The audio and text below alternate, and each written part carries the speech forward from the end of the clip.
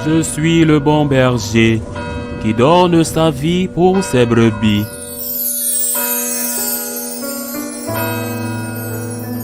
En ce temps-là, comme tout le monde était dans l'admiration devant tout ce qu'il faisait, Jésus dit à ses disciples, « Ouvrez bien vos oreilles à ce que je vous dis maintenant. Le Fils de l'homme va être livré aux mains des hommes. » Mais les disciples ne comprenaient pas cette parole. Elle leur était voilée, si bien qu'ils n'en percevaient pas le sens, et ils avaient peur de l'interroger sur cette parole. Acclamons la parole de Dieu. Notre Seigneur n'a pas cherché les applaudissements du monde. S'il les avait cherchés, il aurait accepté la couronne qui lui a été offerte après la multiplication des pains et des poissons. Il n'a pas cherché les applaudissements du monde. Il est Dieu.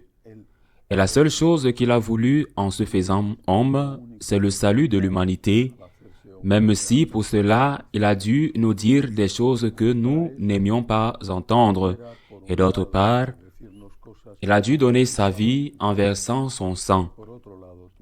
Parmi les choses qu'il a dites, parmi les enseignements qu'il a transmis, il y a celui-ci qu'il a répété à maintes reprises, surtout dans la dernière étape de sa vie publique.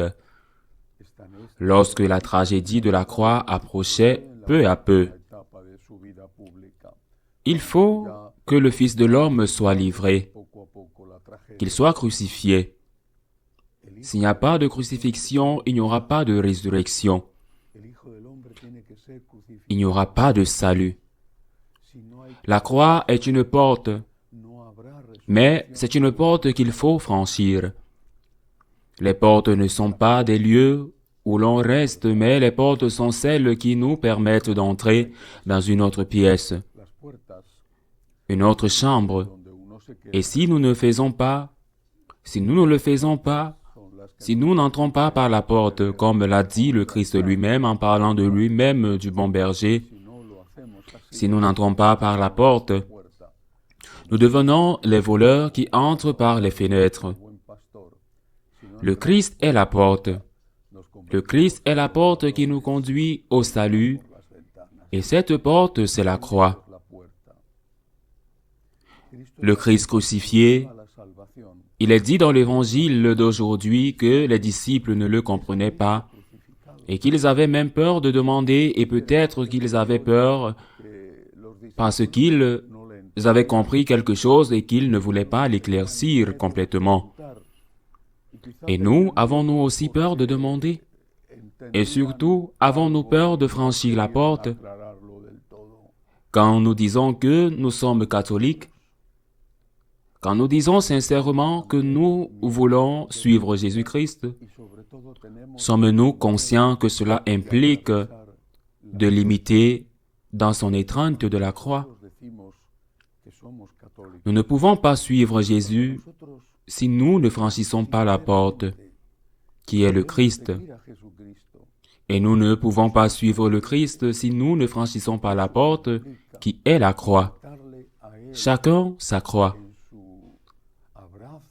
À chaque instant, parfois, il y en a plusieurs en même temps. Parfois, ils sont si fréquents qu'on a à peine le temps de s'en remettre. Cela peut être une mauvaise santé, cela peut être une cohabitation difficile, cela peut être un problème économique, cela peut être un problème global du pays dans lequel l'on vit. Cela peut être un problème de l'Église. Ne nous laissons pas tromper. Tout cela n'est qu'un habillage, un déguisement, car sous le déguisement, derrière cet habillage, celui qui est là, c'est Jésus-Christ. Rejeter la croix, c'est rejeter le Christ. Refuser de passer par la porte qui est le Christ, c'est rejeter non seulement le Seigneur, mais aussi le salut qui est lié au Seigneur. La résurrection ne pourrait pas exister s'il n'y avait pas eu d'abord la mort. Et c'est pourquoi nous ne rencontrerons pas le Christ crucifié, ressuscité, le Christ Sauveur, si nous ne sommes pas capables d'embrasser notre croix et notre croix quotidienne, pas celle que vous voulez, pas celle que vous choisissez, pas celle que vous voudriez, arrêtez de rêver, arrêtez d'inventer des histoires,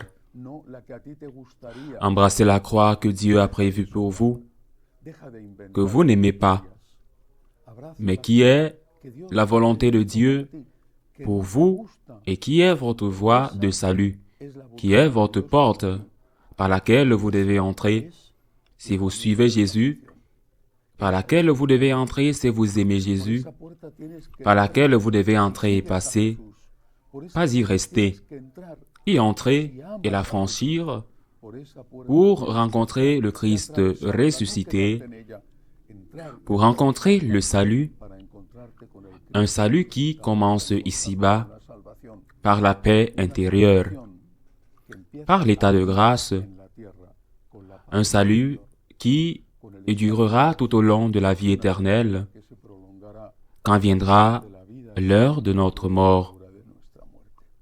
Ainsi soit-il.